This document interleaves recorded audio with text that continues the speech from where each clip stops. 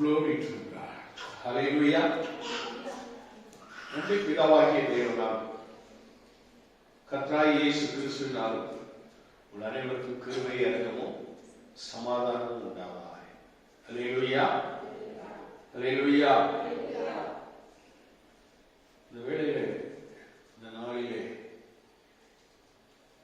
நம்ம எல்லாருக்கும் ஆண்டவர் ஒரு சத்தியத்தை சங்கீதம் 32 மூலமாக ஆண்டவர் கொடுக்க விரும்புகிறார். வெகு நாட்களுக்கு முன்பதாக இந்த 32ஆம் சங்கீதத்தை குறித்து ஒரு செய்தியை நான் கேட்டேன். பல மாதங்களுக்கு முன்பதாக திடீரென்று ஆண்டவரே நாளைக்கு நான் என்ன செய்தி கொடுக்க வேண்டும் என்று யோசித்த பொழுது ஆண்டவர் 32ஆம் சங்கீதத்திலிருந்து கொடு என்று ஆண்டவர் அந்த வார்த்தையை சொன்ன பொழுது நான் அதன்படி இந்த நாளிலே இந்த சங்கீதத்தின்படி உங்களுக்கு சத்தியத்தை விளக்கி கொடுக்க கர்த்தர் என்னோடு கூட இருந்து பேசுவாராக. ஆமென். அல்லேலூயா. இந்த 32ஆம் சங்கீதம் தாவீதின் போதக சங்கீதம். அல்லேலூயா. தாவீது நமக்கு போதிக்க விரும்புகிறார். தாவீது நமக்கு போதிக்க விரும்புகிறார். இந்த தாவீதின் போதனையை அவருடைய பிள்ளை கேட்டார். அந்த பிள்ளை என்ன சொல்லுகிறான் என்று சொல்லி நாம் பார்க்கும் பொழுது சாலமோன் சொல்லுகிற வார்த்தையை நாம் கேட்கும் பொழுது என் அப்பா எனக்கு தகப்பன் மாத்திரமல்ல, என் தகப்பனுக்கு நான் பிரியமான பிள்ளை, என் தாய்க்கு அருமையான பிள்ளை என்று சாலமோன் சொல்கிறார். சாலமோன் சொல்லும் பொழுது என் தாய்க்கு நான் ஒரே பிள்ளை, என் தகப்பனுக்கு பிரியமான பிள்ளை. அல்லேலூயா. அதை அவர் சொல்லிட்டு அவர் சொல்றாரு, அவர் எனக்கு போதித்து, நீங்க 4ஆம் அதிகாரம் நீதிமொழிகள் 4ஆம் அதிகாரம் 4வது வசனத்திலே வாசிக்கும் பொழுது அவர் எனக்கு போதித்து சொன்னது, உன் இருதயம் என் வார்த்தைகளை காத்துக்கொள்ள கடவது, என் கட்டளைகளெல்லாம் கைக்கொள், அப்பொழுது பிழைப்பார். சொன்னவர் சொன்னாரு, ஞானத்தை சம்பாதி, புத்தியையும் சம்பாதி, நீ எதை சம்பாதிச்சாலும் சரி, நீ முதல்ல சம்பாதிக்க வேண்டியது ஞானத்தை, புத்தியை, இதை சம்பாதி, என் வாயின் வார்த்தைகளை மறவாமலும் விட்டு விலகாமலும் இரு, அதை விடாதே அப்படின்னு சொல்லிட்டு, அது உன்னை தற்காக்கும், அதன் மேல் பிரியமாயிரு, அது உன்னை காத்துக்கொள்ளும். ஞானமே முக்கியம். 7ஆம் வசனம் சொல்லுகிறது, 4:7 நீதிமொழிகள், Proverbs 4:7. ஞானமே முக்கியம். ஞானத்தை சம்பாதி, எண்ணத்தை சம்பாதித்தால் புத்தியை சம்பாதிக்கும். அல்லேலூயா. அதனாலதான் சாலமோனுக்கு ஆண்டவர் தரிசனமான பொழுது அவர் கேட்ட ஒரே ஒரு வாரம் என்ன தெரியுமா? எனக்கு ஞானத்தார், உம்முடைய ஜனங்கள் ஏராளமான ஜனம், இந்த அரச சிங்காசனம் எனக்கு கிடைத்து விட்டது, நான் இப்ப சிங்காசனத்தில் உட்கார்ந்து இருக்கிறேன், நானோ சிறு பிள்ளை.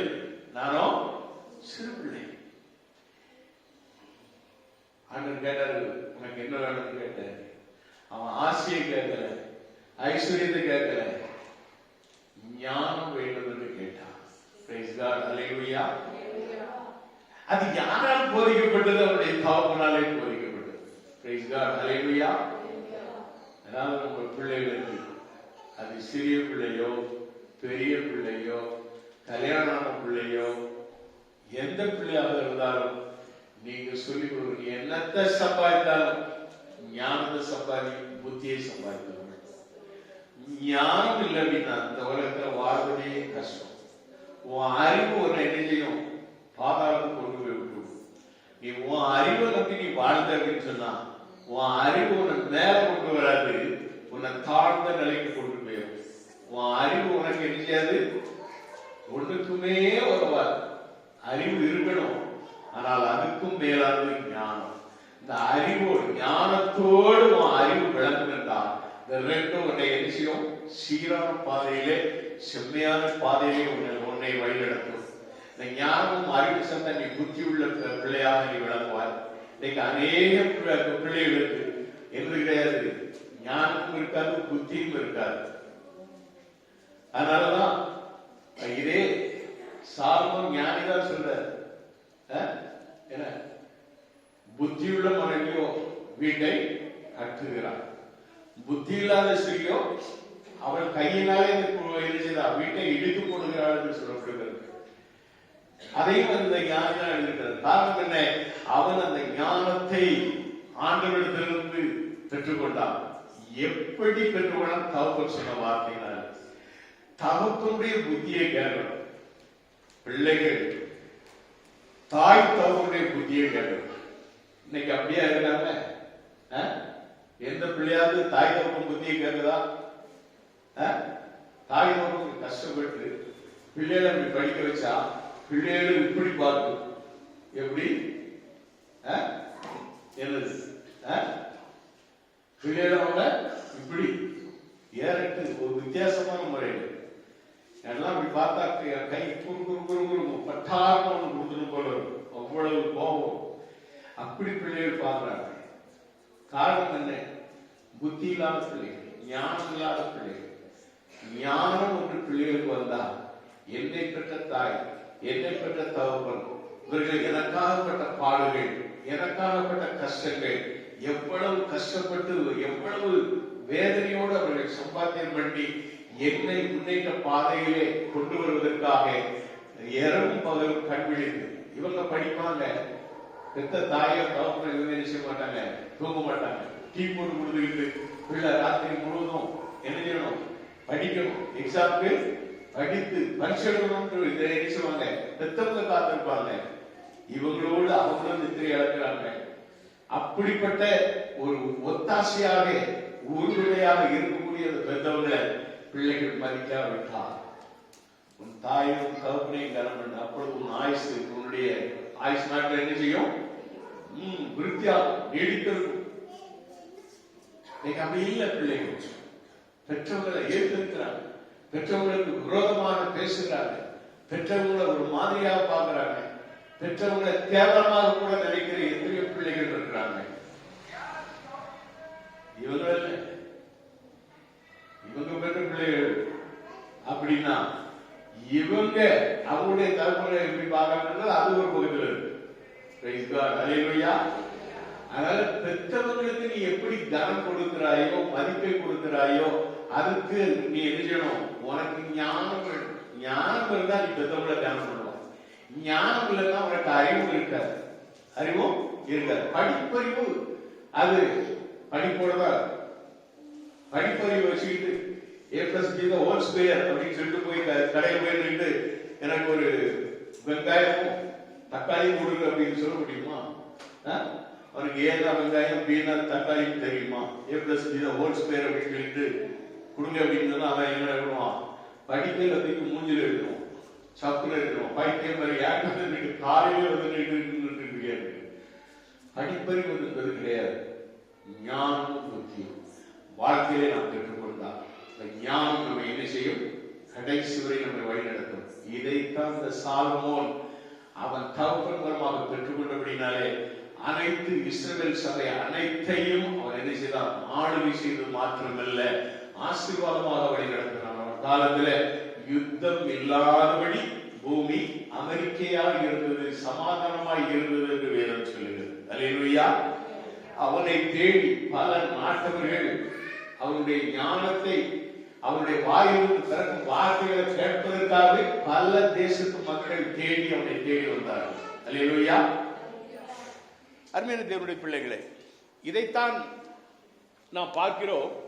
இங்கு அவன் போதித்த போதகத்தை வைத்து இப்பொழுது நமக்கு தாவீது என்ன போதிக்கிறார், சபைக்கு என்ன போதிக்கிறார் என்பதை நாம் இப்பொழுது பார்க்க வேண்டும். இந்த சங்கீதம் 32 1-2 வசனங்களை நான் வாசிக்கும் பொழுது, எவனுடைய மீறுதல் மன்னிக்கப்பட்டதோ, எவனுடைய பாவம் மூடப்பட்டதோ அவன் பாக்கியவான். எவனுடைய அக்கிரமத்தை கர்த்தர் எண்ணாது இருக்கிறாரோ, எவனுடைய ஆவியில் கபடம் இல்லாத இருக்கிறதோ அவன் பாக்கியவான். 2 வசனங்களிலேயும் பாக்கியவான் பாக்கியவான் என்று சொல்லப்படுகிறது. இங்க சங்கீத புஸ்தகங்கள்ல முதல் அந்த முதலாம் சங்கீதத்தை நான் வாசிக்கும் பொழுது அங்கு ஒரு பாக்கியவான் வரும். அங்கு ஒரு பாக்கியவான் வரும். அது என்ன? சோதரம் கர்த்தருடைய வேதத்தில் பிரியமாயிருந்து இரவும் பகலும் அவருடைய வேதத்தை தியானிக்கிற மனுஷன் பாக்கியவான். அதுக்கு பிறகு 30 அதிகாரத்துல பாக்கியவான்களே வராது. என்ன நமக்கு தெரியும், முதல் அதிகாரம் இது தாவீது எழுதவில்லை என்றாலும் கூட சங்கீதத்திலே நமக்கு முதல் சங்கீதமாக கொடுக்கப்பட்ட அந்த சங்கீதம் எல்லாருக்கும் மனதிலே பதிந்தது. துன்மார்க்குடைய ஆலோசனை நடவாமல், பாவியுடைய வழியில் நில்லாமலும், பரியாசக்காரர் உட்காரும் இடத்தில் உட்காராமலும், தன்னுடைய வேதத்தில் பிரியமாயிருந்து இரவும் பகலும் அவருடைய வேதத்தில் தியானமாயிருக்கிற மனுஷன் பாக்கியமான நீதியினால் நீர்கால்களின் மூலமாய் நடப்பட்டு தன் காலத்தில் தன் கனியை தந்து எழுதிவிடாத இருக்கிற மரத்தை போட்டிருப்பார். செய்தவர்களெல்லாம் வாய்க்கும் அப்படிங்கிறத எல்லாரும் படிச்சிருப்பாங்க. எல்லாருக்கும் தெரிந்த ஒரு சங்கீதம். இது தாவீதுக்கும் இந்த சங்கீதம் தெரியும். அல்லேலூயா.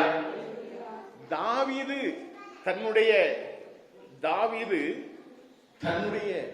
சங்கீதத்திலே இந்த 32வது சங்கீதம், முதல் சங்கீதத்துக்கு பிறகு 30 சங்கீதத்துல பாக்கியவான் வார்த்தையே வரல. 32வது சங்கீதத்திலே தாவீது சொல்லுகிறார், வாசிங்க, எவனுடைய மீறுதல் மன்னிக்கப்பட்டதோ, எவனுடைய பாவம் மூடப்பட்டதோ அவன் பாக்கியவான். Praise the Lord. அல்லேலூயா. அவர் மிக தெளிவாக நமக்கு போதிக்கிறார். அப்ப அப்படி சொன்னவரே அடுத்த 2வது வசனத்தில் சொல்றாரு, எவனுடைய அக்கிரமத்தை கர்த்தர் எண்ணாது இருக்கிறாரோ, எவனுடைய ஆவியில் கபடம் இல்லாத இருக்கிறதோ அவன் பாக்கியவான். நம்முடைய மீறுதல் மன்னிக்கப்பட வேண்டும், நம்முடைய பாவம் மூடப்பட வேண்டும். நம்முடைய ஆண்டவர் பாவங்களை பாராத சுத்த கண்ணன். அவர் நம்முடைய பாவங்களை எல்லாம் முதுகுக்கு பின்னாலே எரிந்து விடுகிற ஆண்டவர். நம்முடைய பாவங்களை எல்லாம் கடலின் ஆழத்திலே கொண்டு போய் போட்டு விடுகிறார் என்று வேதம் சொல்லுகிறது. அப்படிப்பட்ட ஆண்டவர் நமக்கு இருக்கிறார். ஆனால் அதில் சொல்லுகிறார், எவனுடைய அக்கிரமத்தை கர்த்தர் எண்ணாது இருக்கிறாரோ, எவனுடைய ஆவியில் கபடம் இல்லாத இருக்கிறதோ அவன் பாக்கியவான். இப்ப நம்முடைய ஆவியிலே கபடம் இல்லாத ஒரு வாழ்க்கை, செம்மையானவர்களுக்கு ஆண்டவர் எப்படி இருக்கிறாரு? நல்லவராக இருக்கிறார். கபடம் இல்லாம இருக்கும். சூதுவாது நிறைந்த வாழ்க்கையாக காணப்படக்கூடாது. எப்போதுமே ஒவ்வொரு ஆத்துமாவும் ஒரு கபடமில்லாத வாழ்க்கை வாழும் பொழுது, அதனாலதான் ஆண்டவர் சொன்னாரு, நீங்க எப்படி இருக்கணுமா? சிறுபிள்ளைகளை போல இருங்கன்னு சொன்னார். இந்த சிறுபிள்ளைகளுக்கு கள்ளங்கபடம் இருக்குமா? இருக்க. அந்த சிறுபிள்ளைகள் நீங்க என்னத்தை குடிக்கீங்களோ அதை சாப்பிடும். நீங்க ஒருவேளை அதுக்கு பாய்சனை கொடுத்தா கூட அது சாப்பிடும். அதுக்கு தெரியாது, அதுக்கு தெரியாது. கபடம் இல்லாத ஒரு வாழ்க்கை.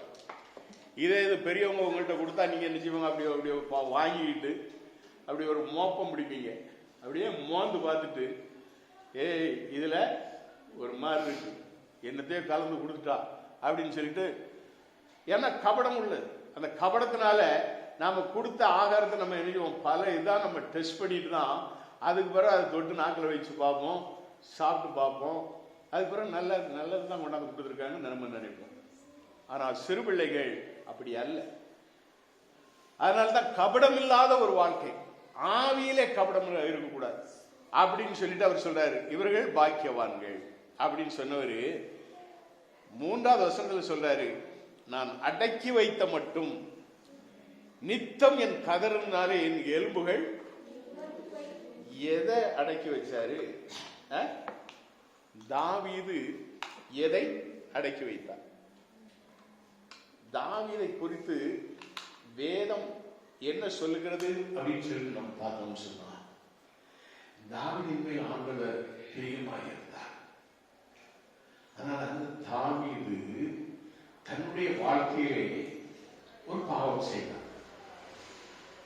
அதை குறித்து 1 ராஜாக்கள் 5ஆம் அதிகாரம் 15ஆம் அதிகாரம் 5ஆம் வசனத்திலே நாம் வாசிக்கும் பொழுது, இந்த பத்சேபாள் என்பவளிடத்திலே அவன் செய்த ஒரு தவறு தவிர, நீங்க வாசிங்க 1 ராஜாக்கள் 15:5, தாவீது ஏத்தியனாகிய உரியாவின் சங்கதி ஒன்று தவிர கர்த்தர் தனக்கு கட்டளையிட்டதிலே தான் உயிரோடு இருந்த நாளெல்லாம் ஒன்றையும் விட்டு விலகாமல் அவன் பார்வைக்கு செம்மையானதை செய்தான். அல்லேலூயா.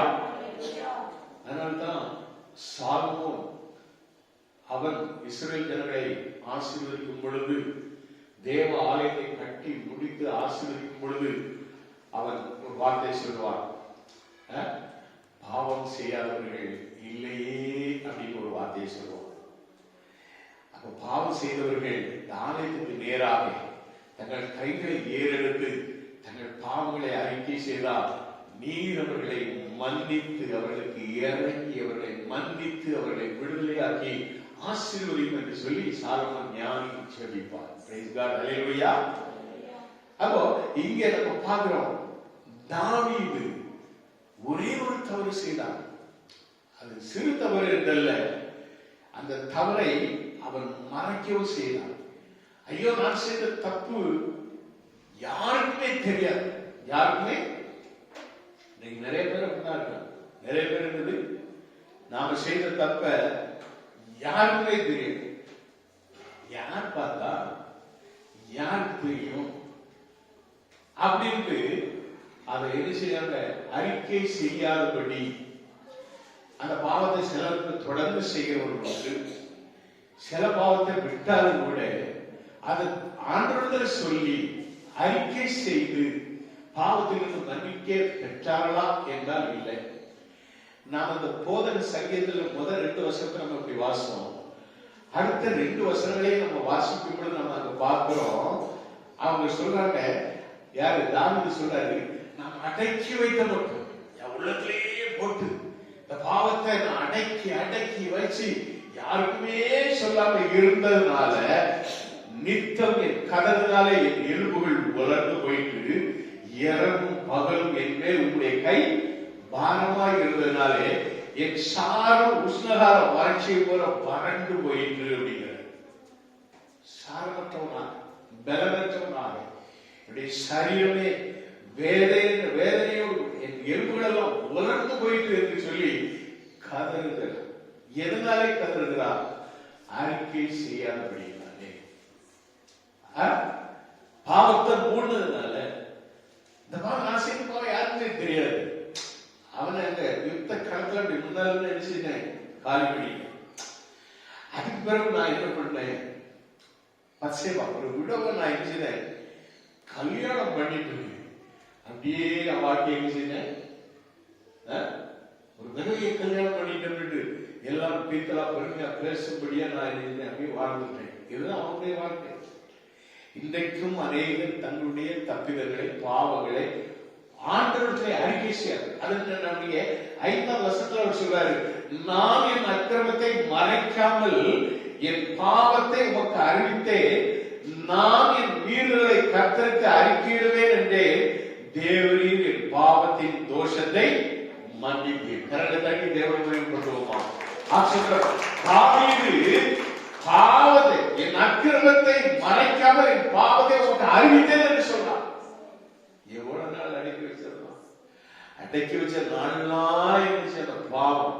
அதனால சுதந்திரம் ஆதியம் 4:4 நம்ம வாசிக்கிறோம். பாவம் வீட்டு வாசப்படி தெரியுமா படுத்திருக்கும். நீ அறிக்கை செய்து விடு வரைக்கும் பாவம் எரிஞ்சியும் உன் வீட்டு வாசப்படியே படுத்திருக்கும். நீ வெளியில போனாலும் அந்த பாவம் உன்னை தொடர்ந்துட்டு வரும். நீ எங்க போனாலும் உன்னை தொடர்ந்துட்டு வரும். தாவீது சொல்றாரியா, நான் பாவத்தில் படுக்கை போட்டாலும் நீர் அங்கேயே விடுக்கிறீங்க. அல்லேலூயா. எங்க போறாங்க அப்ப பாத்துக்கோங்க, இந்த பாவம் அதை அறிக்கை செய்ய நீ செய்த பாவங்கள் எப்படி அப்படிங்கிறது. பாவங்கள் எத்தனையோ பழைய பாடல் உண்டு. எத்தனையோ பாவங்கள். எந்த பாவமாக இருந்தால் மன்னிக்கிறதுக்கு நம் ஆண்டவர் உண்மையுள்ளவராக இருக்கிறார். ஒரு அல்லேலூயா சொல்லுங்க. அல்லேலூயா. இந்த தாவீது அவர் சொல்றாரு, நான் அடக்கி வைக்கப்பட்டு நித்திரை கதறினால எவ்வளவு அழுது அழுது அழுது ஒவ்வொரு நாளும். இப்ப பாவத்தை அறிக்கை செய்தார். அறிக்கை செய்தார். என்ன நடக்குது? நான் என் அக்கிரமத்தை மறைக்காமல் என் பாவத்தை அறிவித்தேன், என் மீறுதலை கர்த்தருக்கு அறிக்கையிடுவேன் என்றேன். தேவரீர் பாவத்தின் தோஷத்தை மன்னித்தீர். அல்லேலூயா. பாவம் மாத்திரமல்ல, பாவத்தினால் வரக்கூடிய தோஷம். ஏன்னா பெரும்பாலும் தூங்கல் போட்டவர்களுமா தோஷம் உண்டு, தோஷம் உண்டு, நோக்கு தோஷம் உண்டு அப்படிமா. இவன் அப்படியா என்ன செய்யணும் சாமி அப்படிமா. உடனே அவன் எழுதுவான், ஒரு கோட்டை நெல்லு கொண்டு வாங்கி கொடுத்து அவன் வயிறு பெருத்துக்கணும். பாவத்தின் தோஷத்தை மன்னிக்கிற ஒரே தெய்வம் இயேசுதான். நீ இயேசுவனை வரும்பொழுது பாவத்தின் தோஷத்தை மன்னிக்கிறார். எப்பொழுது நீ அறிக்கை செய்கிறாய். நீங்க அனைவரும் அறிக்கை செய்வதே கிடையாது. தவறு என்பதை நடப்பதே கிடையாது. தப்பு என்பதை மறைத்து வாழ்வதுதான் வாழ்க்கை. ஒரு முறை உங்களுக்கு தெரியும், ஆண்டவர் எனக்கு கொடுத்த முதல் பாடல் ஆசீர்வதியும் ஆசீர்வதியும் இயேசு தெய்வமே, ஆசீர்வதியும் ஆசீர்வதியும் இயேசு ரட்சகனே. முதல் பாடல். அந்த பாடல் எப்படி பண்ணது தெரியுமா? முந்தைய நாள் இரவிலே ஒரு மனுஷன் என்ன செய்யறாரு, கூப்பிட்டு அவர் வீட்டுக்கு கூப்பிட்டு குடும்பம் வாங்க என்று சொல்லி கூப்பிட்டு எல்லாருக்கும் அருமையான ஒரு விருந்து வச்சார். விருந்து வச்சு ஒரு கவர்ல ஒரு காணிக்கை கொடுத்து எங்களை என்ன செய்தாரு, அனுப்பி விட்டார். வீட்டுக்கு வந்தேன். எனக்கு நேரம் முழுவதும் அவர் எனக்கு செய்த காரியத்தை நான் நினைச்சு பார்த்தேன். ஆண்டவரே, நான் யாரு? எனக்கு இத்தனை கனமும் மகிமையும் எனக்கு கிடைப்பதற்கு நான் யார்? நீர் அல்லவா? நீர் தானே அந்த காரியத்தை நீர் வெளிப்படுத்தினீர். நடந்தது தெரியுமா? அவருடைய மூத்த மகள், அவருடைய மூத்த மகள் திருமணம் ஆயிடுச்சு, ஒரு குழந்தை உண்டு. ஆனா அந்த சகோதரி வீட்டுல ஒரு பைத்தியம் மாதிரி அப்படியே இருந்துட்டே இருந்தாங்க. எங்கெல்லாம கூட்டு போயிட்டாரு. எத்தனையோ கோயிலுக்கு கூட்டு போயிட்டாரு. எப்படியோ யாரோ சொல்லி என்ன பண்ணாரு, இங்கு பழைய சர்ச்சை இருக்கும் பொழுது அந்த சர்ச்சையை கூட்டு வந்தார். அவருக்கு ஒரு செவ்வாய்க்கிழமை நான் வாசி பண்ணிட்டு இருக்கேன். இங்க வந்து மூணாவது கூப்பிட்டு என்னை வந்து கூப்பிட்டாரு. கூப்பிட்ட உடனே என் மகளுக்காக வந்து ஜோம் பண்ணுங்க அப்படின்னாரு. நான் கூப்பிட்டேன், உள்ள கூப்பிட்டேன், ஜோம் பண்ணேன். அவங்கள்ட்ட சொன்னேன், இதை தொடர்ந்து இன்னும் ஒரு 2 வாரம் வரணும் அப்படின்னு. முதல் நாள் அவளுக்கு ஜோம் பண்ணும் பொழுதே சில காரியங்களை ஆண்டவர் எனக்கு வெளிப்படுத்தினார். அவளுக்கு ஒரு சோத்தை கொடுத்தார். அப்பொழுது அந்த சகோதரி இந்த சோத்தை பெற்றாலும் அப்படியே போயிட்டாங்க. 2வது டியூஸ்டே, 2வது செவ்வாய்க்கிழமை வரும் பொழுது அவளிலிருந்து அந்த பிசாசுடைய அத்தனை குணமும் மாறி சோத்தை பரிபூர்ணமாக பெற்றுக்கொண்டார். ஆனாலும் அவள் பழைய மாதிரியே என்ன பண்ணுவாள், அப்படியே ஒரு மாதிரி இருக்கும். அடுத்த வாரம் கூட்டுவாங்க. யாருன்னு அவங்க தவமே ஒரு நல்ல மனுஷன், ஒரு பெயிண்டர். அவர் ஒரு பெயிண்டர். பெயிண்ட் அடிச்சு அவருக்கு 2 மகள்கள். மூத்த மகா தான் அந்த மகன். 3ஆவது தடவை வரும் பொழுது நான் அவங்க தவப்பினேன். ஒரு 5 நிமிஷம் கொஞ்சம் வெளியில இருக்க, ஒரு 5 minutes நீங்க நில்லுங்க, அங்க வெளியில நில்லுங்க, நான் உங்க மாட்ட கொஞ்சம் பேச வேண்டியிருக்கு, பேசிட்டு ஜோம் பண்ணி அதுக்கப்புறம் நான் உங்களை கூப்பிடுறேன் வந்து பேச ஆரம்பிச்சேன். அவ எல்லாம் அசைஞ்சு கொடுக்காம அப்படியே பண்ணான். ஆண்டவர் சொன்னாரு குதிரவன் ஸ்டைல் அப்படின்னு ஓங்கி ஒண்ணு கொடுத்தேன். கட்டாரு தயவுசெய்து யாரும் அப்படி நீங்க அதை ட்ரை பண்ணாங்க. எனக்கு ஆண்டவர் சொன்னார் கொண்டு ஒண்ணு அப்படின்னாரு. ஓங்கி ஒரு அறை கொடுத்த உடனே பாஸ்டர் சொல்லிடுறேன் சொல்லுங்க. முதல் நாளே உனக்கு ஆண்டவர் உங்ககிட்ட ஒரு வித அசுத்தாவி இருக்கு. ரெண்டாவது தடவை ஜோமன் போது உங்ககிட்ட ஒரு இருந்த இன்னொரு ஆவியை நான் கண்டுபிடிச்சேன். அது பேசிக் ஆவி. அத அவர்கிட்ட சொன்னேன். அந்த ஆவியையும் ஆண்டவர் அழிட்டார். இப்ப நீ விடுதலையாக்கப்பட்ட பெண். நீ இப்பவும் நீ ஏன் நாடகம் ஆடுவதுன்னு எனக்கு தெரியல. ஆண்டவர் அடிக்க சொன்னாரு, அடிச்சேன். நான் அடிச்சதுக்காக உங்கள்கிட்ட வந்து கேட்கிற சொல்லு உண்மை அப்படின்னு. அப்ப சொல்ல ஆரம்பிச்சா, ஐயா எனக்கு ஒருத்த கூட தவறுதான ஒரு பழக்கம் இருக்கு. என் புருஷன் நான் ஒரு லவ் பண்ணி தான் மேரேஜ் பண்ணோம். ஆனா குழந்தை பிறந்தது எனக்கு தவறுதலா ஒரு பையன் கூட இருக்கு ஒரு அட்டாச்மெண்ட் ஆயிடுச்சு. இது என்னுடைய கணவருக்கு தெரிந்துருமோ அப்படின்ட்டு பயப்பட ஆரம்பிச்சேன். பயப்பட பயப்பட பயப்பட எனக்குள்ள பெரிய ஒரு மாற்றம். என்னால நிம்மதியா இருக்கவே முடியல. இப்ப பயம் என்ன ஆட்டி படிக்க ஆரம்பிச்சேன். சூசைட் பண்ண எத்தனையோ தடவை முயற்சி பண்ணேன். அதனாலதான் நீங்க முதல் சுபார்கணத்துல நீங்க எனக்கு ஜோம் பண்ணும் பொழுது பயம் என்னை விட்டு நீங்கி விட்டது. பயத்தின் ஆவியை என்ன விட்டு போயிடுச்சு. ரெண்டாவது தடவை நீங்க ஒரு வார்த்தையை சொல்லி இது பண்ணீங்க. அந்த இதுதான் எனக்குள்ள அடுத்தாப்புல இருந்த ஆவி. நான் என் கணவரையா இல்லைன்னா அவனையா என்னால விட முடியாத ரெண்டு சூழல் இருந்தது. இந்த ரெண்டாவது தடவை நீங்க ஜோமன பொழுது நான் என்ன செய்தேன், அதுல இருந்து விடுபட்டேன். ஆனா எங்கே என் கணவர் கண்டுபிடிச்சிட்டாருன்னா என் குழந்தை நானும் எங்களுடைய வாழ்க்கை சீரத்து விடுமோ, ஒரு வேலைகளை கொண்டு விடுவாரோ. ஆனா அந்த ஐடியாவிலேயே இருந்தோம்னா என் வீட்டுக்காரர் என்ன பண்றாரு, பக்கத்துல வாராரு பேசுறாரு, அவர் வாட்டில சரி என்னமா அப்படின்னு சொல்லி அவர் வாட்டில் போயிடுறாரு. அவர் என்ன வேற விதமா என்ன ட்ரீட்மெண்ட் பண்றாரு. ஆனா நான் இதை என்ன செய்யல, விடாம இதை பண்ணிட்டு இருக்கிறேன். என் தகப்பன் தாய் கிடையாது, என் தகப்பனும் என்ன செய்யறாரு, என்னை நேசிச்சு இப்படி என்ன செய்யறாரு, பல பேர் அப்படியே கூட்டே போயிட்டு இருக்காரு. நான் இதை விடாம பிடிச்சிட்டு இருக்கலாம் அப்படின்னு சொல்லிட்டு நான் என்ன ஆலோசனை பண்ணேன். நீங்க கொடுத்தீங்க ஒரு அடி, இப்பவும் நான் உண்மையை சொல்றேன்னா நான் பாவி அப்படின்னு சொல்லிட்டு உண்மையை சொல்றேன் அப்படின்னா ஆண்டோடைய சமூகத்தில் பாடு ஜோமன் அப்படின்னு சொல்லிட்டு நேர நீ ஜோமன் சொல்லிட்டு வெளியே வந்தேன். அவன் அப்பட சொன்னேன், உன் மாதிரி 13 வருஷம் இன்னும் அவ புருஷன் கூட சுகமா வாழும், அவரும் அவருடைய பிள்ளைகளும் வாழ்வதற்கு நீங்க என்ன செய்யுங்க, உங்க வீட்டுல உங்க வீட்டுல உங்க வீடு கொடுங்க, ஏற்கனவே கொடுத்த வீடு இல்லை கொடுங்க, சுகமா வாழணும்னு சொல்லிட்டு அதுக்கு பிறகு இவளை கூப்பிட்டேன். என்னமா உங்க அப்பாட்ட பேசுனேன், 6 மணி நேரம் சிரிச்சுக்கிட்டு பேசலாம். அவருக்கு ரொம்ப சந்தோஷம், ரொம்ப சந்தோஷம். இதெல்லாம் நடச்சது நானா இல்லை, என் ஆண்டவர் என்னை கொண்ட ஒரு விடுதலை கொடுத்தாரு. மறுநாள் காலையில நான் முழங்கால் போட்டு ஜோம் பண்ணும் பொழுது ஆண்டவர் சொன்னாரு, எடுப்பேன். எடுத்தேன், எழுதினேன். என்ன எழுதினேன், ஆசீர்வதியும் ஆசீர்வதியும் இயேசு தெய்வமே, ஆசீர்வதியும் ஆசீர்வதியும் இயேசு ரட்சகரே, என்னை ஆசீர்வதித்தருடைய உம்மை வீடேனே, என்னை ஆசீர்வதித்தருடைய உம்மை வீடேனே.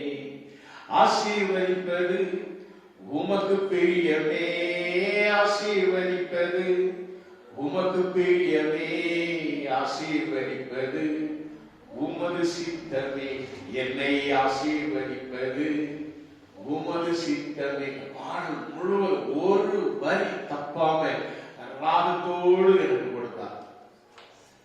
ஆபிரகாமை ஆசீர்வதித்தே பெருகவே பெருக செய்தீர், ஈசாக்கை ஆசீர்வதித்தே 100 மடங்கு விளைய செய்தீர், யாக்கோபை ஆசீர்வதித்தீரே இஸ்ரவேலனாய் மாற்றினீரே, நீர் யெகோவா தேவன் அல்லவா,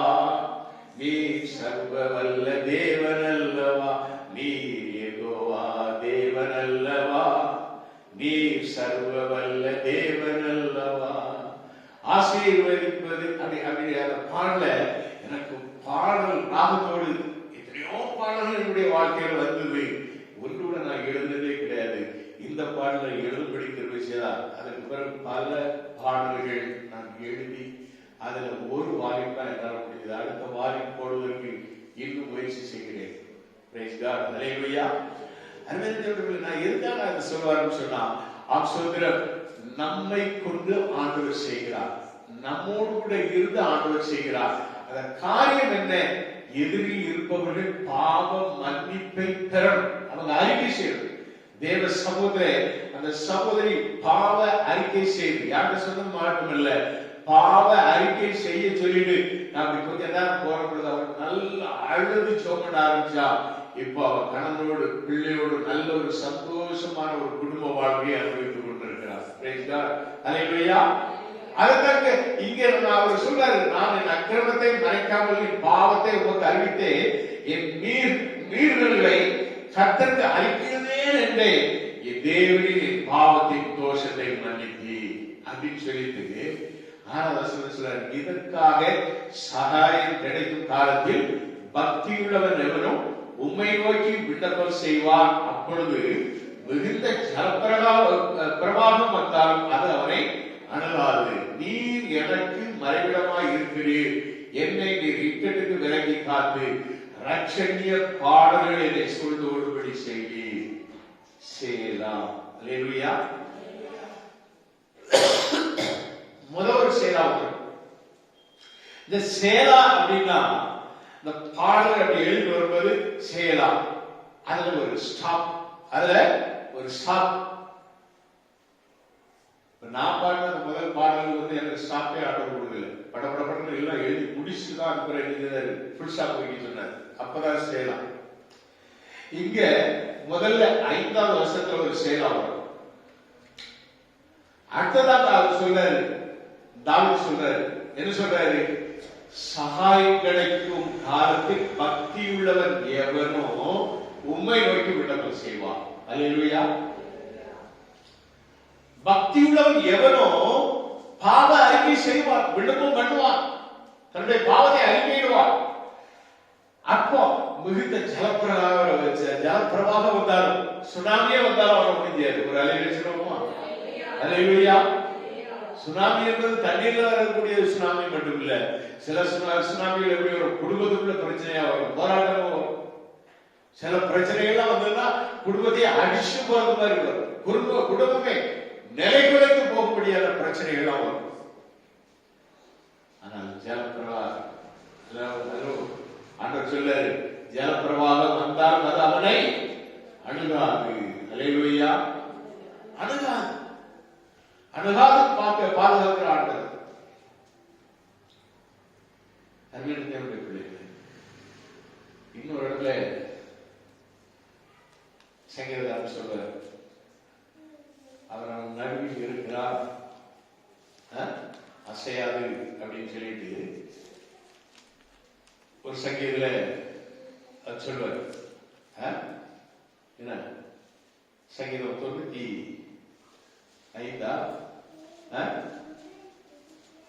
Glory to God.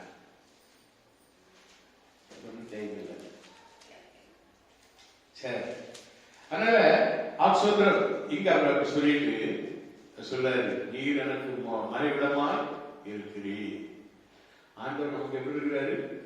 மறைவிடமாய். நீ எப்போ நீ பாவத்தை அறிக்கை செய்கிறாயோ, உன் அக்கிரமத்தை நீ என்ன செய்த நீ ஆண்டவரத்துல அறிக்கை பண்ணுகிறாயோ, உன் மீறுதலை நீ எப்போ, மீறுதல்னா என்ன? மீறுதல்னா ஆண்டவர் ஒண்ணு சொல்லுவாரு, நம்ம ஒண்ணு செய்வோம். ஆண்டவர் ஏதாவது ஒரு வார்த்தை சொல்லுவாரு, நம்ம இஷ்டப்படி வாழ்வோம். மீறுதல் அப்படிங்கிறது அதுதான். கர்த்தருடைய வார்த்தைக்கு செவி கொடுப்பது கிடையாது, தேவ வசனங்களை நம்புவது கிடையாது, நமக்கு ஒவ்வொரு ஆண்டும் கொடுக்கிற பிராமிஸ்களை நம்புவது கிடையாது. நம்முடைய வாழ்க்கையை நம்மையே நம்பி நம்முடைய வாழ்க்கையை நாம் அமைத்துக் கொள்வோம். எத்தனை பாவங்கள்னா அந்த பாவத்தெல்லாம் நாமளே போட்டு நம்ம மூடிக்கிறோம். ஆனா அந்த பாவம் தான் நம்மளை என்ன செய்யுது? உடம்புக்குள்ள இருந்து எலும்புகள்லாம் வளர்ந்து போயிட்டு உஷ்ணார வறட்சியை போல என் சார்ந்த பலமெல்லாம் வறண்டு போயிட்டு அப்படின்னு சொல்லிட்டு கதறிட்டு இருக்கலாம். ஆனால் சொல்ல நான் என் அக்கிரமத்தை மறைக்காமல் என் பாவத்தை உமக்கு அறிவித்தேன். அல்லேலூயா. இப்ப இதெல்லாம் இது தாவீது நமக்கு போதித்து கொடுக்கிற காரியம். Price God. அல்லேலூயா. 32ஆம் சங்கீதத்துல இந்த 7 வசனங்களும் தாவீது நமக்கு போதமா சொல்றாரு. என் வாழ்க்கையில் நான் அப்படி கதறிக்கிட்டு இருந்தேயா, என் பாவத்தை நான் மறைச்சுக்கிட்டு ஒருத்தருக்கும் தெரியாது நான் பட்ட தப்பு. நான் என்ன பண்ணேன், அப்படியே ஒரு விதவை கல்யாணம் சேர்ந்ததுல எல்லாத்தையும் போட்டு மூடி மறைச்சிட்டு நான் பாட்ட வாழ்ந்துகிட்டு இருந்தேன். ஆனா என் பாவம் என்ன செய்து என்ன கதற வச்சுட்டு, என் பாவம் என்ன செய்து என்ன கதற வச்சு நான் பாவத்தை அறிக்கை செய்தேன். ஆண்டவர் பாவத்தின் தோஷத்தை மன்னித்தார். Price God. ஹல்லேலூயா.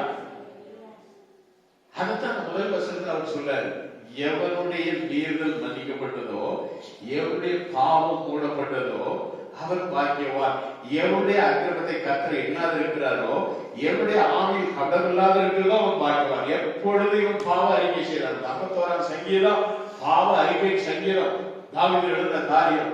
அவன் செய்த பாவமெல்லாம் மன்னிப்பு கேட்டுட்டு அவன் சொல்றான், ஆண்டவரே என்ன நீர் மன்னித்ததோடு மாத்திரமல்ல, பரிசுத்த ஆவியை என்னிடத்திலிருந்து என்ன செய்யாதோ எடுத்துக்கொள்ளாதோ, நிலவரமான ஆவியை என் உள்ளத்திலே சிருஷியும். தேவனுக்கு ஏற்கும் வகையில் நொறுமுடம் நறுமுடமாய் தேவனே நொறுமுடம் நறுமுடமான இருதயத்தை நீர் புறக்கணீர் என்று நொறுமுண்டமானதோடு அவன் என்ன செய்யறான், பாவ அறிக்கை செய்யறான். தேவனை சுத்த இருதயத்தை என்னிலே சிருஷ்டி. 10ஆம் வசனத்துல சொல்றாரு, இப்படிதான் ஜெபம் பண்ணி அவர் சொல்றாரு, உமது சமூகத்தை விட்டு என்னை தள்ளாமலும் உமது பரிசுத்த ஆவியை என்னிடத்திலிருந்து எடுத்துக்கொள்ளாமலும் வரும். தாவீது சிறு வயதிலேயே தேவனாலே வளர்க்கப்பட்டவர். அல்லேலூயா. தேவ அபிஷேகத்தாலே நிரப்பி வளர்க்கப்பட்டவர். நல்ல பிள்ளை, சிறு பிள்ளைகளா இருக்கும்போது. அதனாலதான் கோலியாத் அவருக்கு முன்னால் வந்து நின்ற பொழுது, ஏய் நீ யாரை நிந்தித்து பேசுகிறான், ஜீவனுள்ள தேவனை நிந்தித்து பேசுறது நீ யாரு, பாரு உன்னை இப்ப என்ன பண்றேன்னு சொல்லிட்டு என்ன செய்யறான், ஒரே கல்லால் அவனை அடித்து விழுந்துகிறான். Price God. ஹல்லேலூயா. பிள்ளைகளே,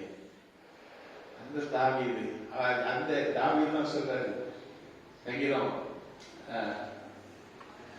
22 தகப்பனும் தாயும் என்னை கைவிட்டால் கர்த்தர் என்னை சேர்த்து. 27:10 என் தகப்பனும் என் தாயும் என்னை கைவிட்டாலும் கர்த்தர் என்னை சேர்த்துக் கொள்வார்கள்.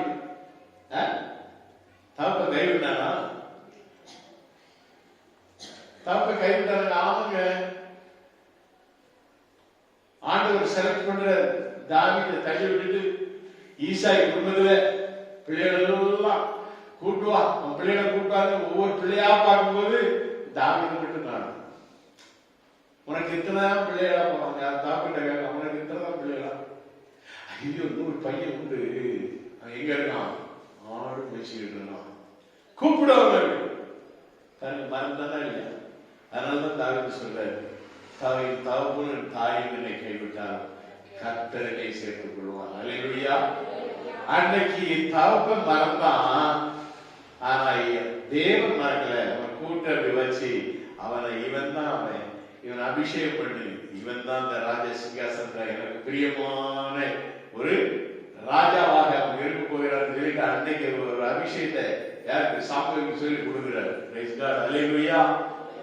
அதனால வேதம் சொல்கிறது, தாவீது சொல்கிறார், என் தகப்பனும் என் தாயும் என்னை கைவிட்டால் கர்த்தர் என்னை சேர்த்துக் கொள்வார். Praise God. அல்லேலூயா.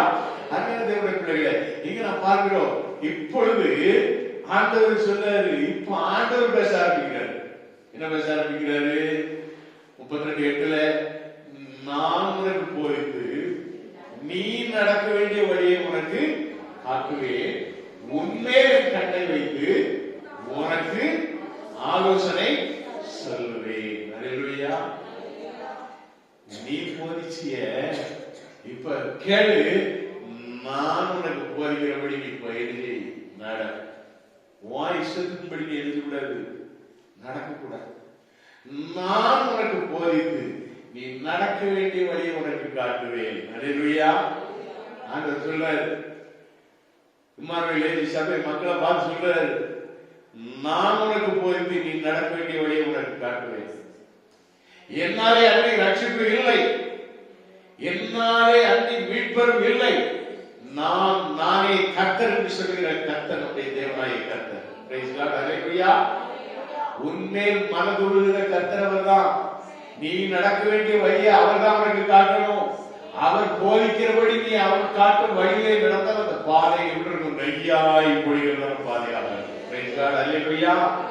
ஆண்டவர் காட்டும் வழி அதுதான் உத்தமமான வழி, ஜீவ வழி, ஜீவ பாதையிலே நம்மை நடத்துவார். பிரைஸ் காட், ஹல்லேலூயா. அது சொல்லப்படுகிறது பாருங்க. அவர் சொல்றாரு, நான் உனக்கு போதித்து நீ நடக்க வேண்டிய வழி உனக்கு காட்டுவேன், உன்மேல் என் கண்ணை வைத்து உனக்கு ஆலோசனை சொல்லுவேன். ஹல்லேலூயா. ஏசாயா 41:10 சொல்லுகிறது, என் ஆலோசனை நிலைநிற்கும் என்று கர்த்தர் சொல்லுகிறார். பிரைஸ் காட், ஹல்லேலூயா. இன்னைக்கு நம்ம யார்கிட்ட இந்த ஆலோசனை கேட்கணும்? குடும்பத்தாரன், கிறிஸ்துவத்தாரன், அவன் அப்படியே முன்னால நின்றுட்டு அக்காலுக்கு ஒரு சீட்டை கூட எழுது அப்படின்னு சொன்னா அது எடுத்து போடுற சீட்டு அங்க நாக்க தள்ளிட்டு ஒண்ணு நிக்கும். என்னது? பிட்டாரி மாதிரி ஒண்ணு நிக்கும். அவன் சொல்லுவான், காளியாத்தா உன்னை பார்த்துட்டான் அப்படின்மா. பிரைஸ் காட், ஹல்லேலூயா. எப்படியெல்லாம் உலகம் நம்பிக்கை யார் மேல் இருக்கிறது? நீ யாருமே போதனையிலே வளர்கிறார்? யார் உனக்கு போதகர்? ஆண்டவர் சொல்கிறார், நான் உனக்கு போதித்து நீ நடக்க வேண்டிய வழியை உனக்கு காட்டுவேன், உண்மையில் என் கண்ணை வைத்து உனக்கு ஆலோசனை சொல்லுவேன் சொல்லி அடுத்த வார்த்தை சொல்றாரு, வாரினாலும் கடிவாளத்தினாலும் கட்டப்பட்டால் ஒழிய உன் கிட்ட சேராத புத்தி இல்லா குதிரையை போலவும் கோவேல் கழுதை போலவும் இருக்க வேண்டாம். ஹலோ, கேக்குறீங்களா? என்ன சொல்றாரு? எப்படி இருக்க கூடாதா? புத்தி இல்லாத குதிரை போலவும் கோவேறு கழுதை போலவும் திட்டாரா ஆண்டவர். யோபு பக்தர், யோபு பக்தர், அவனை சோதனை செய்ய சொன்னதே ஆண்டவர். சாத்தான் பெர்மிஷன் கேட்டுதான் யோபு பக்தன் போட்டான். யோபு பக்தன் ஒரு நாள் கதர்ந்தார், ஐயோ நான் எவ்வளவு வேதனைப்படுகிறேன், நான் உத்தமமாய் நடந்தேன், எனக்கு வந்து வேலையை பாரு, நான் இப்ப என்ன செய்றேன், ராவும் பகலும் சட்டை எடுத்து அவனோட சொல்லிட்டே இருக்கேன், தூக்கம் கிடையாது. உதவி வச்சு பல்ல முடியலாம பார்த்தா அதுல மாம்சம் இல்லை, வெறும் பல்லு மட்டும்தான் இருக்கு. யோசிச்சு பாருங்க, இந்த உதவி மூணுனா தான் பல்லு அடப்படும், அது மாம்சம் இல்லை. என் பொண்டாட்டி என்ன பார்த்து சொல்றா, செத்து தொலைவோய் அப்படின்னு சொல்லிட்டு போயிட்டா, சூசைட் பண்ணி சாப்பிடாமன்னு சொல்லிட்டு போயிட்டா. என் நண்பர்கள் என்னை சுற்றி உட்கார்ந்து இலக்காரமாக ஏளனமாக என்னை குத்தி குத்தி பேசுகிறார். யா, நான் எவ்வளவு பாடுபடுகிறேன், எவ்வளவு வேதனைப்படுகிறேன். ஆண்டவர் சொன்னாரு 39ஆம் அதிகாரத்துல, யோபு 39ஆம் அதிகாரத்துல நம்ம பார்க்கும் போது அவரு அங்கு 3 விதமான மிருகங்களை குறித்து சொன்னார். 3 விதமான மிருகங்களை சொல்றார். எல்லாருக்கும் டபிள்யூ டபிள்யூ டபிள்யூ எல்லாரும் தெரியுங்களா? இந்த காலத்துல டபிள்யூ டபிள்யூ டபிள்யூ தெரிஞ்சே தெரியும். இங்க 3 W, wild, wild as, wild என்னது கோட், இன்னொரு வைல்டு காண்டாமிருகம். 3 காண்டாமிருகம் இங்கிலீஷ்ல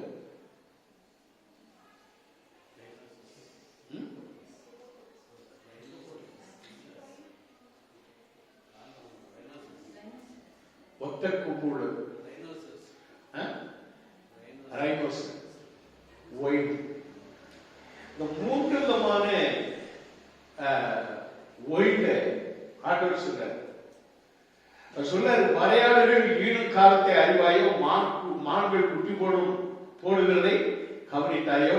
அவைகள் சிறைப்பட்டிருந்து வருகிற மாதங்களை எண்ணி அவைகள் வீடும் காலத்தை அறிவாயோ?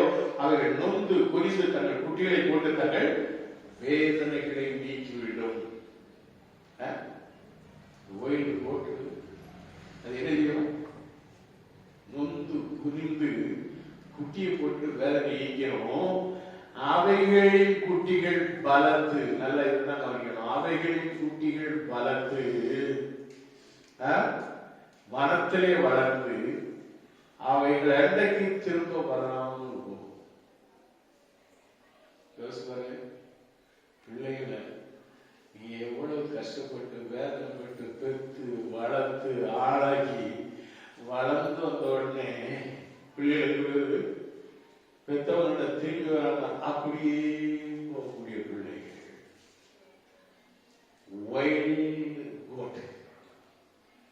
நான் எனக்கு ஆட்டுக்குட்டியே வளர்ந்தேன், உங்க எல்லாருக்கும் தெரியும். ஒண்ணு ஜாமி, ஒண்ணு ஜூலி. எனக்கு தெரியாது. திடீர்னு ஒரு நாள் பார்க்கிறேன், நான் அதை எத்தனையோ நாள் பார்த்தேன். ரெண்டும் நல்லா வந்தது, நல்லா வளர்ந்துட்டு சரி அது அது ரெண்டும் சேர்ந்து பார்க்கவே இல்லை. திடீர்னு ஒரு நாள் பார்த்தேன், அவனுடைய பால் சொல்லக்கூடிய அந்த மடி இறங்கி இருந்தது. ஆண்டவரே, இப்ப குட்டி போட போற நெல்லுடா அப்படின்னாரு. எங்கேயும் போற நெல் பார்த்துட்டே இருந்தேன். சற்று நேரத்தில் குட்டி வெளியேற ஆரம்பிச்சது. நான் பார்த்த முதல் பேரகம் நான் தான் அந்த ஆட்டுக்கு எழுதினேன். பேரகம் பார்க்கிறேன். நர்ஸ் மெட்டாலிட்டி நர்ஸ்ன்னு சொல்லுவாங்க. அது மாதிரி பேரகம் அன்னைக்கு நான் பார்த்துட்டு இருக்கிறேன். அந்த குட்டியை வெளியில் எடுத்தேன், பார்த்துக்கிட்டே இருந்தேன். ஒரு 8-9 நாட்கள் மிக அருமையாக வளர்ந்துகிட்டு இருந்தது. ஆனா நான் கொஞ்சம் தாயாரை கவனிக்க மறந்துட்டேன், குட்டியாரையும் சரியா பார்க்கல. தாயார அந்த எலிகள் தொந்தரவு இல்லை. அந்த எலி கடிச்சதுனால, அந்த தாயார மடு பக்கத்துல கடிச்சதுனால குட்டிக்கு பால் கொடுக்கல. குட்டி நல்லா துள்ள ஆரம்பிச்சது, அப்படியே வரும், என் பெட்ரூம்லாம் வரும், நடக்க ஆரம்பிச்சது. நான் நல்லா உஷாரா இருக்குன்னு நினைச்சேன்.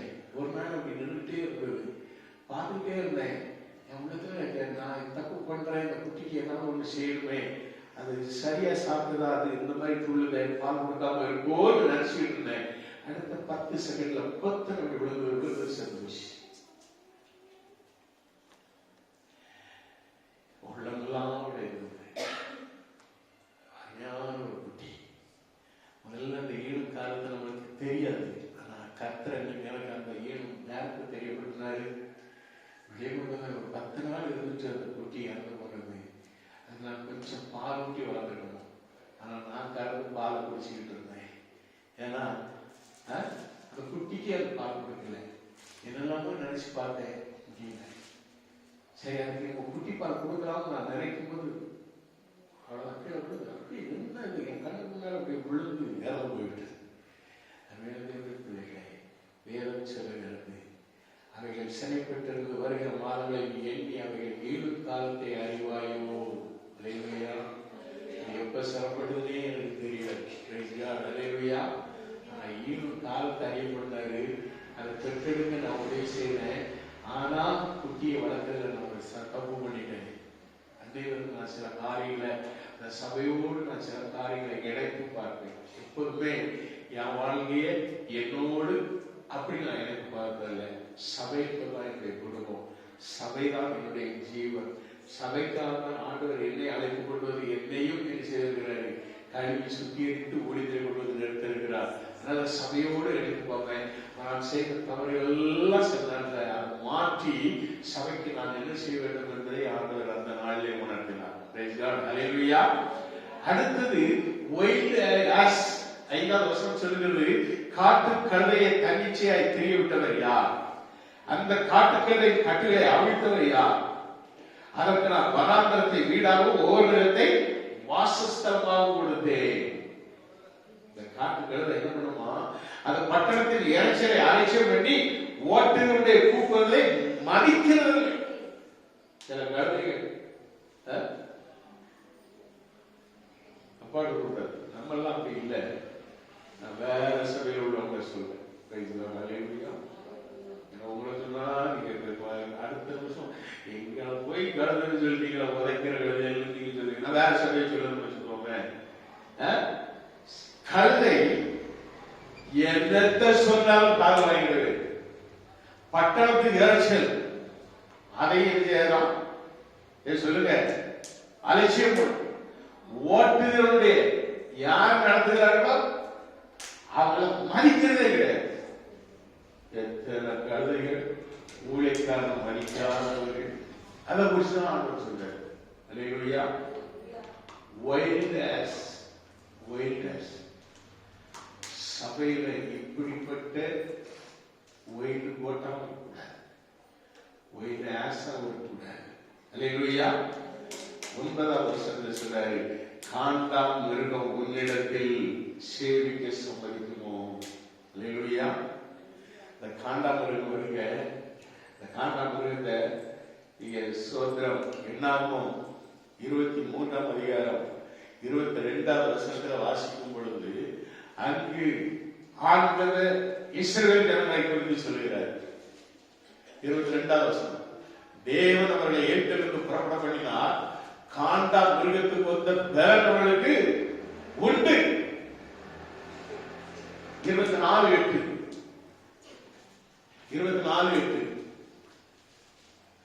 Glory to God. தேவன் அவர்களை எகிப்திலிருந்து புறப்பட பண்ணினார், காண்டா மிருகத்துக்கு வந்த பலன் அவர்களுக்கு உண்டு.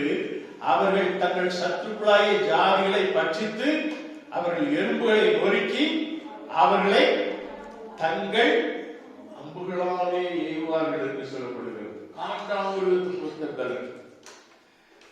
சபையில இருப்பாங்க, நல்ல சளியா இருப்பாங்க. அப்பப்போ என்ன பண்ணுவாங்க, அப்படியே இருக்கு எதிரி இல்ல பக்கத்துல இருக்கவங்க அப்படி ஒரு முட்டு முட்டிடுவாங்க, இப்படி ஒரு இடி இடிப்பாங்க. காண்டாம இருக்கும். அதனுடைய பலத்தை சகோதர சகோதரிக்குள்ள காமிச்சிருவாங்க. இதைத்தாங்க சொல்லப்படுது, அதை காண்டாம இருக்கும் உன்னிடத்தில் சேவிக்க சம்மதிக்கும். அந்த காண்டாம இருக்கும் மாறி உள்ளவங்க என்னதான் அவளுக்கு எவ்வளவு ஆலோசனை சொல்லி எவ்வளவு புத்திமதியை சொல்லி இங்கே சபையில கொண்டு வந்து நிறுத்தினாலும் அது கர்த்தரை சேவிக்குமா? ஒரு கொஸ்டின் கேட்க 3ஆவது வயது அப்படி சொல்லிட்டு சொல்றாரு, படைச்சால்களை உள்ள நீ காண்டாமிருகத்திற்கு கயிறு போட்டு ஏரியிலே கூட்டுவாயா? அதை ஏற கூட்ட முடியுமா? எதுக்கும் நீ அதை கொண்டு எந்த ஒரு பயனும் கிடையாது. இந்த காண்டாமிருகத்தை வச்சு நீ எழுத முடியாது, உழ முடியாது, நிலத்தை உழ முடியாது. அது உனக்கு சொல்றது, அது உனக்கு இசைந்து பரம்படிக்குமா? அதை கொண்டு போய் எழுதலாம். அப்படியே அதுக்கு வந்து நெல்களை போட்டு பரம்படிக்கிறது மாடு அப்படி சுத்த விடுவாங்க தெரியுமா? காலில் பிரிச்சு பிரிச்சுதான் அந்த நெல் மணிகள் கீழே ஒதுக்கும். அதைத்தான் உடைச்சு எடுத்து அதுக்கு பிறகு காய வச்சு எழுதிவாங்க, ரைஸ் மில்ல கொண்டு போய் நமக்கு ரைஸா கிடைக்குது. இந்த காண்டாமிருகத்தை வச்சு ஒண்ணுமே பண்ண முடியாது, ஒன்றுக்கும் உதவாது, ஒன்றுக்கும் உதவாது. எவ்வளவு சொல்லு, என்ன சொல்லு, சட்டையை பண்ண மாட்டோம்.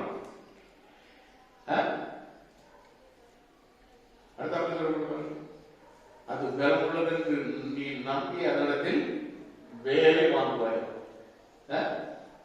நம்பி நம்ம ஒரு வேலை வாங்க முடியுமோ? எல்லாரும் சொல்லுவேன், தம்பி கொஞ்சம் அந்த டேங்கை கிளம்புமா ஆச்சு பாஸ், அடுத்த பாஸ், அவ்வளவுதான். நம்பி வேலை வாங்க முடியுமா? சரி, வேலை வாங்கியாச்சு, பாதியில் இருக்கணும்னே அவ்வளவுதான். மீதி அடுத்த வாரம் செய்யறேன், இன்னைக்கு வேற செய்யறேன், அப்படியே இருக்கு. காண்டாமிருகத்தை நம்புறதும் இப்படிப்பட்ட விசுவாசிகள் நம்ம ஒண்ணுங்கிறது, அதை நம்பி ஒண்ணுமே பண்ண முடியாது.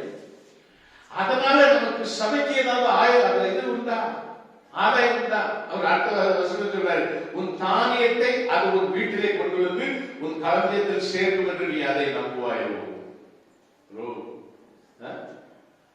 அதை தூக்கி எல்லாத்தையும் அளந்து பிறக்கி அதுக்கு மேல மூட்டையை வச்சு நம்ம கலச்சத்தில் கொண்டு வந்து சேர்க்குமா?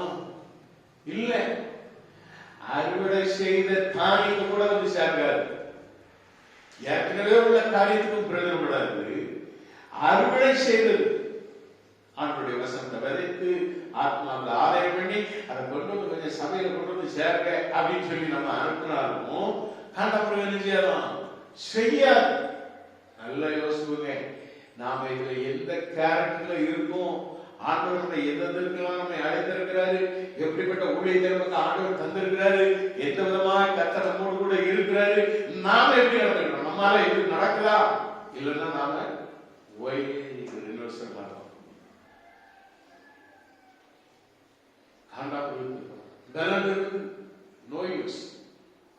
பலன் இருந்தா ஒண்ணு இல்லை, அதை கொண்டு ஒண்ணுமே செய்ய முடியாது. அப்படி சொல்றாரு, உன் தானியத்தை அது உன் வீட்டில் கொண்டு வந்து உன் களஞ்சியத்தில் சேர்க்கின்றதை நீ நம்புவாயோ அப்படின்னு கேட்கிறார். இப்படி நம்ப முடியாத அளவுக்கு சபை பிள்ளைகள் இருக்கவே கூடாது. பின்ன எப்படியா இருக்கணும்?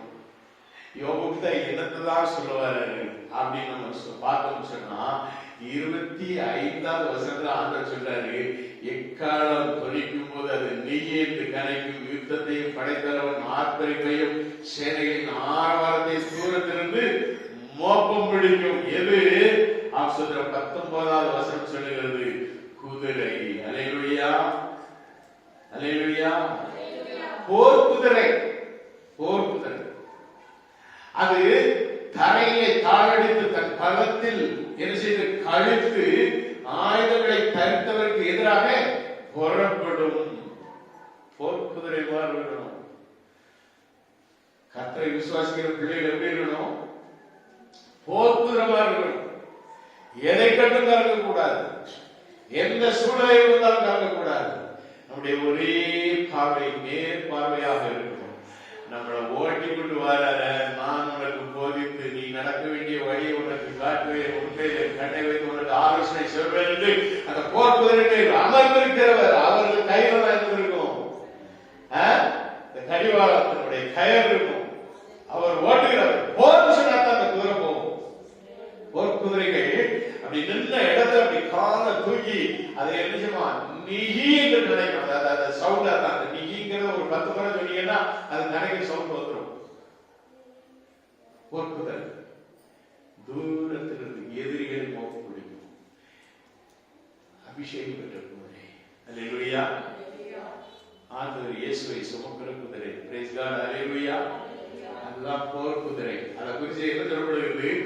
கர்ப்பமும் மூக்கமும் கொண்டு தரையிலே பிள்ளைக்கு விடுகிறது போல அனுமானித்து எக்காலத்தின் துணிக்கு அஞ்சாமல் போகும். எக்காலம் துணிக்கும் பொழுது அஞ்சாமல் அது எதிர்கொண்டு செல்லத்தக்கதாய் அந்த குதிரைக்கு இருக்கும். அல்லேலூயா. நடத்துகிறவர் யாரு? இயேசுவா. அல்லேலூயா. அதைத்தான் வேதம் சொல்கிறது. அதைத்தான் சங்கீதக்காரன் கற்றுக் கொடுக்கிறார். அதைத்தான் ஆண்டவர் நமக்கு போதிக்கிறார். 8வது வசனத்திலிருந்து இது ஆண்டவர் சொல்லக்கூடிய வார்த்தை. ஆகையால் நீ புத்தி இல்லாத கோவை கல்லை போறவும் காட்டு கல்லை போறவும் இருக்காதேன்னு சொன்னார். அல்லேலூயா. நாம எப்படி இருக்கணும்? போர் குதிரை மாதிரி இருக்கணும். நம்மளை பிடிச்சிருக்கிற ஆண்டவருடைய காரணம் அதுக்குள்ள அடங்கி இருக்கணும். கால வயிறு தூக்கும், சவுண்டு கொடுக்கும். ஆனா ஆண்டவர் கட்டளையிட்டார், மேல உட்கார்ந்தவர் அவர் கட்டளையிட்டார் தான் மூவ் ஆகும். அது வரைக்கும் என்ன செய்யும்? துள்ளி குதிச்சு அப்படியே காலெல்லாம் தாழ்வெடுத்துக் கொண்டு வரும். அதுதான் சொல்லப்படுது, மூர்க்கம் கொண்டு தரையை விழுங்கி விடுகிறவர். அது அது அனுமானித்து எக்காலத்தை தொனிக்கு அஞ்சாமல் பாயும். எக்காலம் தொனிக்கும் போது அது மிக என்று கரைக்கும். யுத்தத்தையும் படைத்தலைவரின் ஆர்ப்பரிப்பையும் சேனைகளின் ஆரவாரத்தை தூரத்திலிருந்து மோப்பம் பிடிக்கும். அல்லேலூயா. போர்க்குதிரையாக இருப்பார்கள். அதைத்தான் ஆண்டவர் கூறுகிறார். நமக்கு எதிரிகள் சத்ருவாக நமக்கு விரோதமாக கிரியை செய்ய போகிறார். தூரத்திலிருந்து மோப்பம் பிடிச்சிடணும். நம்ம ஜெபத்துல தரித்திருக்கணும். ஏன்னா நம்ம மேல ஏறி இருக்கிறவர் நம்முடைய ராஜாதி ராஜா. அல்லேலூயா. அவர் கையில நம்முடைய சரண் இருக்கு. நான் ஏற்கனவே பல தடவை உங்களுக்கு சொல்லியிருக்கிறேன், பிள்ளைகளுடைய கயிறு உங்க கையில இருக்கு. பிள்ளைகள் தான் பட்டம். பிள்ளைகள் மேல பறக்கணும்னு ஆசைப்படுவாங்க. இந்த நூல் தான் என்னது? உங்களுக்கும் அவங்களுக்குள்ள உறவு. பேரண்ட்ஸ் தான் நீங்க எரிஞ்சிட்டங்க பட்டத்தை பிடிச்சிருக்கீங்க. அது பேரண்ட்ஸுக்கு தெரியும் இந்த பட்டத்தை எப்படி எப்படி இழுத்து பிடிச்சா அது கீழே இருந்து அப்படியே 6th 7th 8th அப்படியே 10th 11th 12th அப்படியே போய் மேல போய் டிகிரி முடிச்சுட்டு திரும்பி பார்த்து பார்க்க எழுதியும் அப்படியே பார்ப்போம். நான் மேல இருக்கேன், என் அப்பா நீ கீழே இருக்க அப்படின்னு அப்படி பார்ப்போம். சில பிள்ளைகள் கையில் அந்த நூலை கட் பண்ணிட்டு சுதந்திரமா பார்க்கறது பார்க்கும். பட்டம் எங்க போய் கிடக்கும்? எத்தனை பட்டங்கள் எங்க போய் கிடக்குது? சீரழிந்து கிடக்கும். சில மரங்களை போய் சிக்கி இதுதான் நம்ம பட்டமா இந்த கலத்துல நம்ம பார்க்கணும் பின்னாலே வருவாங்க. நம்ம பார்த்தா சீரழிஞ்சு சின்னமா கிடக்கும். பேரண்ட்ஸ் கையில பிடிச்சிருக்கிற அந்த நூலை ஆரத்துக்கு போட நினைக்கிற எந்த பிள்ளைகளாக இருந்தாலும் அவருடைய வாழ்க்கையிலே இதுதான் நடக்கும். நான் அவர்களா என்ன செய்வாங்க? அந்த பட்டத்தை பறக்கின்ற பட்டத்தை மீண்டும் அவர்கள் சேதம் அடையாதபடி கொண்டு வந்து மீண்டும் கையில அவங்க பிடிப்பாங்க பாருங்க. அதுதான் பெற்றவங்களுடைய பாசம். அதை தச்சுட்டு போனா சில பட்டங்கள் உருத்தெரியாம குறைக்கிறோம். சில பட்டங்கள் முள்ளுல போய் சிக்கிடும்.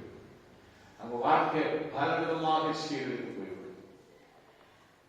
எத்தனை பேருக்கு புரியுதோ புரியலையோ எல்லாம் புரிஞ்சுக்கோங்க. தகப்பன் போதை என்னை போதித்தார். ஞானத்தை சம்பாதி. நீ எண்ணத்தை சம்பாதித்தால் ஞானத்தை சம்பாதி, புத்தியை சம்பாதி என்று சாலமோன் அவருடைய தகப்பனை குறித்து சொன்னார். ஒருவேளை பாவம் செய்தது இவனை பெற்ற தாயோடு தான், சாலமோனை பெற்ற தாயோடு தான். ஆனால் அந்த ஒரு பாவம் தவிர ஆண்டவர் கிழிச்ச போட்ட தாண்டன என்னென்னலாம் சொன்னார் அத்தனைக்கு கீழ்படிந்தான் என்று வேதம் சொல்கிறது. அதுதான் தாவி. அதனால்தான் தாவின் மேல் ஆண்டவர் பிரியமாய் இருந்தார். அதனால்தான் தாவீதுடைய சிங்காசனம் நிலைபெற்றதா இருக்கிறது. அதனால்தான் தாவீது வம்சத்திலே இயேசு கிறிஸ்து பிறந்தார். அந்த சிங்காசனத்திலே ஆண்டவர் தான் என்ன செய்யறார்? ராஜாதி ராஜாவாய் ஆசோதரம் காலம் முழுவதும் அரசாளுகிறவராய் அவர்கள் என்ன செய்கிறார்? வரப்போகிற ஆண்டவர் அவருக்காகவே அந்த சிங்காசனம் காத்திருக்கிறது. ராஜாவாய் இந்த பூமியை அரசாடுவா, அவரோடு கூட நாமும் அரசாடுவோம். எப்படி நாம் அரசாடுவோம் சொன்னா முதல் 2 வசனம் 5வது வசனம் சொல்வதை போல நாம ஆண்டவருக்கு நாம என்ன செய்யணும்? எவனுடைய மீறுதல் மன்னிக்கப்படுதோ, எவனுடைய பாவம் மூடப்படுதோ அவன் பாக்கியவான். அவனுடைய பாவம் எல்லாம் மூடப்பட வேண்டும். அக்கிரமங்கள் எல்லாம் கர்த்தர் என்னால் இருக்கத்தக்கதா ஆவியிலே கபடம் இல்லாதபடி கர்த்தரை துதித்து ஆராதிக்கிற பிள்ளைகளாய் நாம் மாறும் பொழுது நாம் என் அக்கிரமத்தை மறைக்காமல் என் பாவத்தை அறிவிக்கின்றேன், என் மீறுதலை கர்த்தருக்கு அறிக்கையிடுவேன் என்று தேவனின் பாவத்தின் தோஷத்தை மன்னித்தேன் என்று சொல்கிற அந்த ஒரு உணர்வுல எல்லாரும் வந்துடணும். மாத்திரமல்ல, அந்த ஆசீர்வாதம் மாத்திரமல்ல, சொல்கிறார் கடைசி 2 வருஷத்திலே வாசிக்கும் பொழுது கர்த்தரை நம்பி இருக்கிறவருடைய கிருபை சொல்லுகிறோம். நீதிமான்களே கர்த்தருக்குள் மகிழ்ந்து கைகூறுங்கள். நாம் எல்லாரும் இப்ப நீதிமான்கள். பிரைஸ் காட், ஹல்லேலூயா. யார் யார் பாவ அறிக்கை செய்து பாவ மன்னிப்பை பெறுகிறார்களோ, இயேசு கிறிஸ்துவின் ரத்தத்தினாலே கழுவப்படுகிறார்களோ அவர்கள் எல்லாரும் நீதிமான்கள். அவர்கள் எப்பொழுதும் கைகூர்ந்து மகிழ்வார்கள். நாம் ஏசாயா 35:10 சொல்வதை போல கர்த்தரால் மீட்கப்பட்டவர்கள் ஆனந்த கைப்பட செய்வதற்கு திரும்பி வருவார்கள். நித்திய மகிழ்ச்சி அவர்கள் தலைமையில் இருக்கும். சஞ்சலமும் தவிப்பும் ஓடிப்போம். சந்தோஷம் கைகூர்ந்து மகிழத்தக்கதான் சொல்றார். ஆசோதரர் செம்மையான இருதயம் உள்ளவர்களே, நீங்கள் எல்லாரும் ஆனந்த முழக்கமிடுங்கள் என்று இந்த சங்கீதத்தை ஆண்டவர் போய்க்க முடிக்கிறார். அல்லேலூயா.